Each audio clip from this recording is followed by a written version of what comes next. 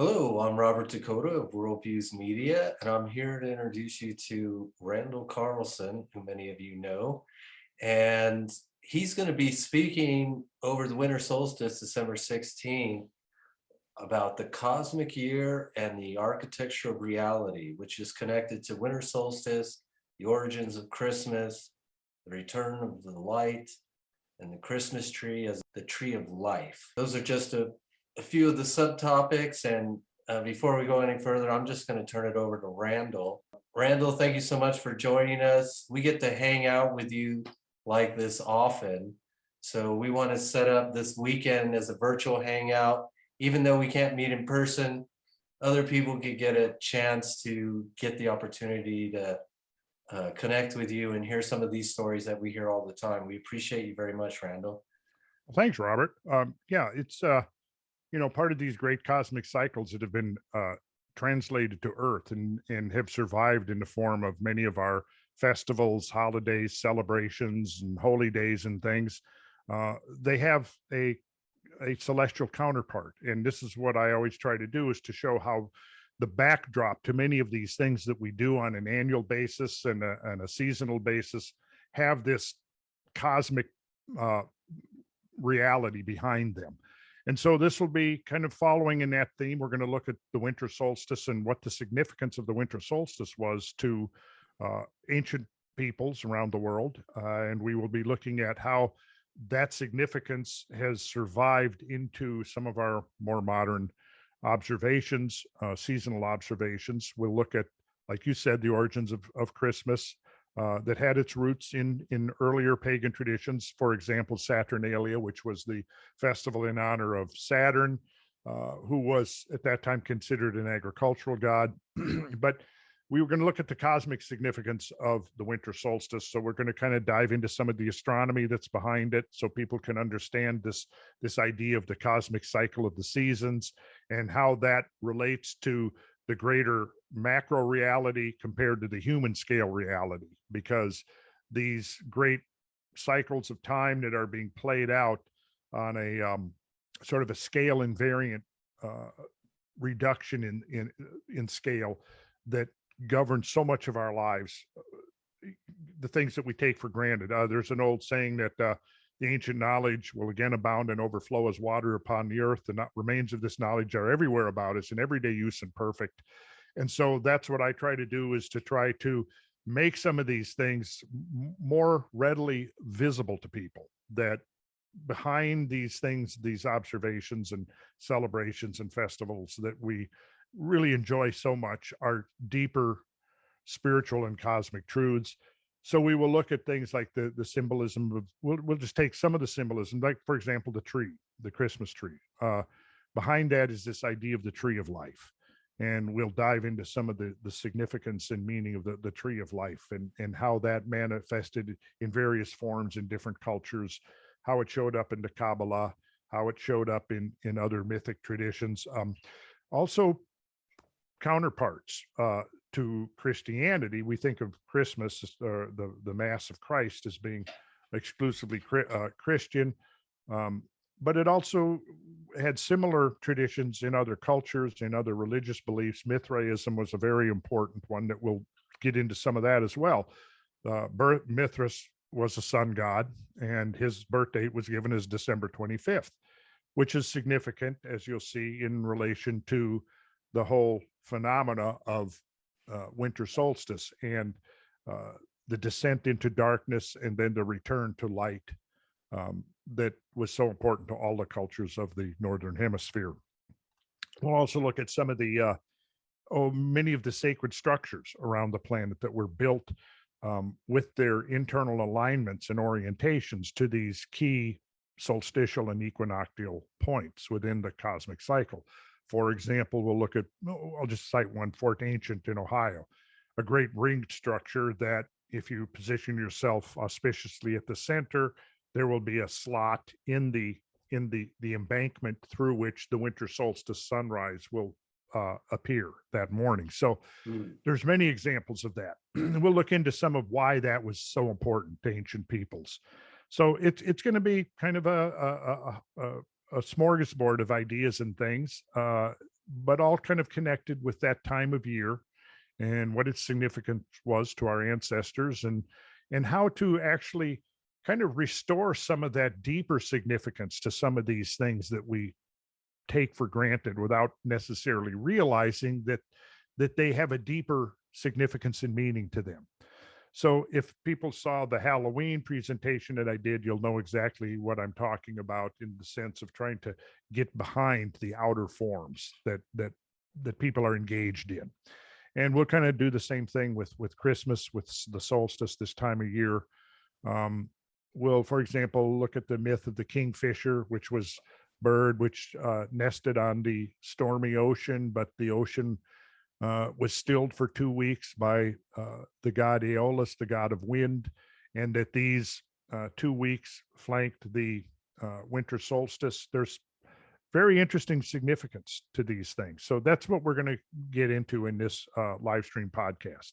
And like the other podcasts we've done live stream, you can buy a ticket for it. I think it'll provide a really fascinating evening of entertainment to those who are participating in the live stream, but it'll also be available in the aftermarket for in perpetuity. So you'll be able to buy it afterwards. And hopefully after we've gone through a whole year, we'll have a collection of these various presentations that look into the deeper aspects and dimensions of these things that are part of our our day-to-day and our seasonal and annual existence as cultures around the world. Yeah, I had someone tell me about the different seasons and the winter solstice, and how the winter solstice is the midpoint where the days are getting darker and darker and darker, and then after that they start getting lighter and lighter and lighter. And so that's a way you can know that when you're struggling and getting through the darkness of winter, at that point you're Mhm. starting to find your way out of that darkness. Out of the darkness, yes. Yeah, so there's deep spiritual and psychological significance to it. Um, Hmm. A lot and of to layers of lot symbolism. of layers, yes, a lot of layers. So the idea here is, we're to peel back some of these layers for those kind of people who really do want to understand the deeper significance of the things that we kind of assume are, part of our mundane existence. But there's people who have the instinctual knowledge that there is deeper significance to this. So those, if you're one of those, I think you'll find some food for thought here. Well, it seems like if we bring some of those traditions back, that could really enrich the seasons and bring more deeper, as you said, spiritual experiences during the Absolutely. seasons. Yeah, that yes, it would make these experiences that much richer. Um, and yeah, I'm very much, that's about big part of what the motive is here, is to restore some of that deeper meaning to these things, because the deeper meaning is real and it's They're there. not just commercial holidays. They're not just commercial holidays. No, absolutely not. Right. And do you think if we restored some of those principles and traditions from the past, that it would have a big influence on society? I would hope so. I would hope that it would have some influence. I do believe it would have some influence. Absolutely, I do, because I think part of the spiritual and psychological melees of many people in the modern world is this disconnect from nature, from the cosmos. I mean, our ancestors could nightly look up and see this tremendous, glorious display of the heavens and how it changed through the course of a year, and how there seemed to be some kind of a pattern or some kind of a meaning trying to reveal itself to people. Think about the number of people now who don't even, they couldn't find the North Star, they couldn't find the Big Dipper. People have become isolated from that greater cosmic reality, and how our ancient ancestors would actually use the cycles of the seasons and the festivals, the holidays, the traditions, and so on, to translate this greater reality down to the human scale.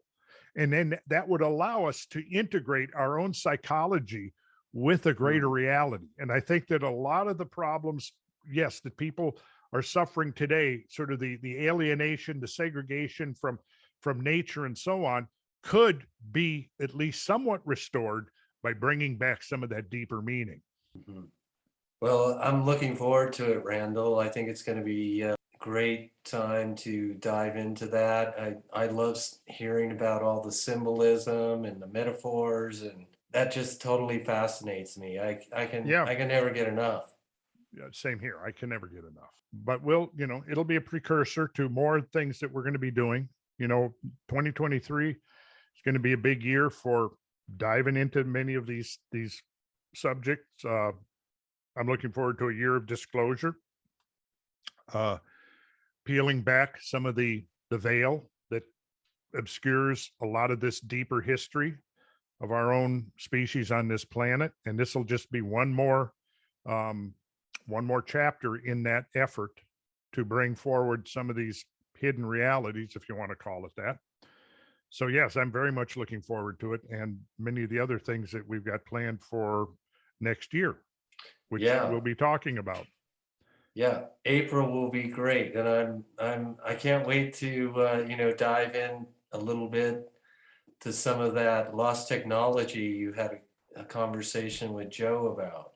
Yes, and as you know, it's complex stuff, and it's interesting as I'm becoming more and more familiar with the principles. It's simultaneously extremely complex but extremely simple. I mean, that's kind of a dichotomy there. But it's true. So it does appear that there was technology that has been lost, in spite of the fact of what establishment archaeologists and so forth want to say. The evidence is overwhelming to somebody who's not blinded by ideological allegiance to a particular partisan view. We're going to be looking at some of that and disclosing more of that. That's going to be more the subject matter of the April conference that we're going to be doing. Yeah, 21 through 23rd. Because as I've been talking about for a number of years now, in reference to the traditions of the Grail traditions, I've maintained for a long time that the Grail is sort of the outer symbol for the ancient lost technology. And so we'll use that as a point of departure in the spring presentations, because in the Christianized version of the much older pagan and Celtic traditions of the Grail and other traditions, Grail story is very specifically associated with the crucifixion, the death and resurrection of Christ. And there's some very powerful and deep symbolism there, which we will be exploring. That's going to be a major part of what I'm referring to as disclosure of 2023, is getting into that. And now that a number of researchers have come to certain discoveries, we can actually see that these ideas are very real. The possibility of a technological system that has been forgotten is very real. It's not pseudoscience, as the gatekeepers and guardians of the establishment paradigm would try to convince us of. There really is much, much more to the human past on this planet. It's much deeper and much more complex than the standard academic models are willing to admit. So we're going to be talking about that throughout the whole course of the year in a series of conferences and presentations and so on. Why the system got lost is a very important question that needs to be addressed.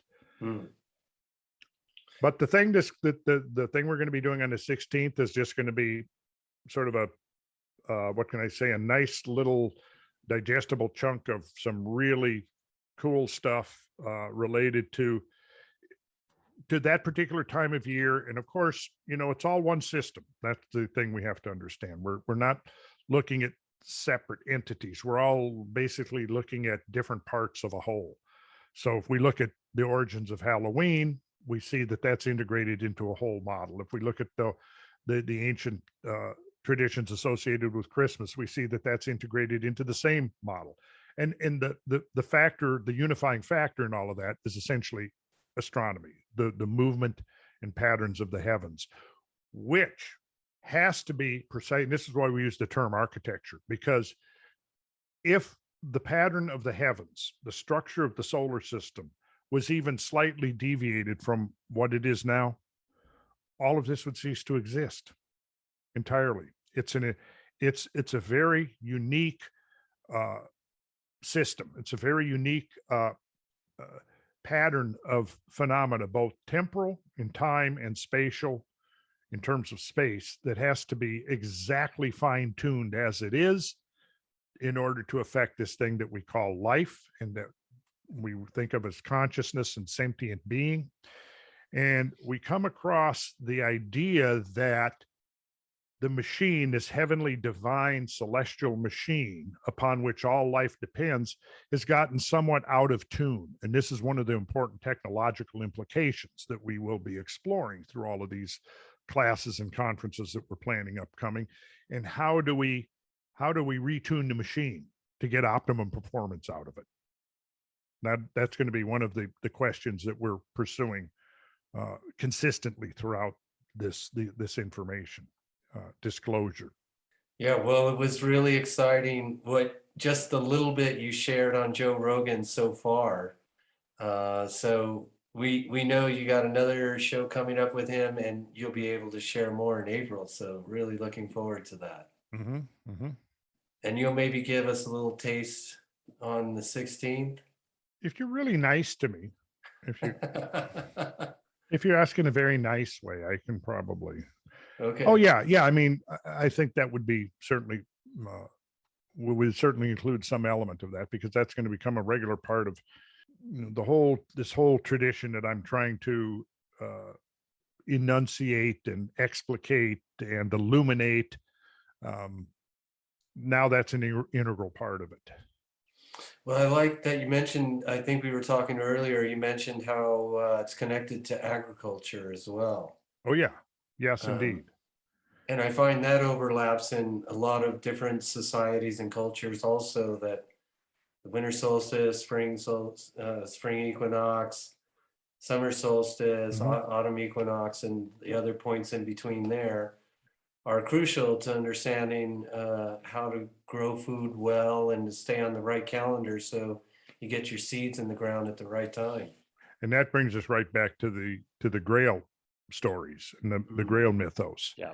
Because remember, what the Grail was the medicine, the sacred medicine by which the wasteland could be restored to fertility and fecundity. Yeah. So very exciting stuff, guys. I tend to think so. Yeah. Of course, I am not an unbiased. Anything else you wanted to add to that, Randall? No, I think whatever else, we'll save it for the 16th. Okay. I've got to organize my presentation for optimum effect, which I'll be doing over the next couple of weeks. So I think that kind of gives people an indication of what we'll be diving into. Thank you for taking this time again, Randall, to get this promo out there. I look forward to hanging out with you on the 16th over Winter Likewise, Solstice. Robert. Yeah. And Darren. It's been good hanging out with you guys up to this point. So Keep showing up. So far. So far, yeah. All right. Thank you very much, Randall.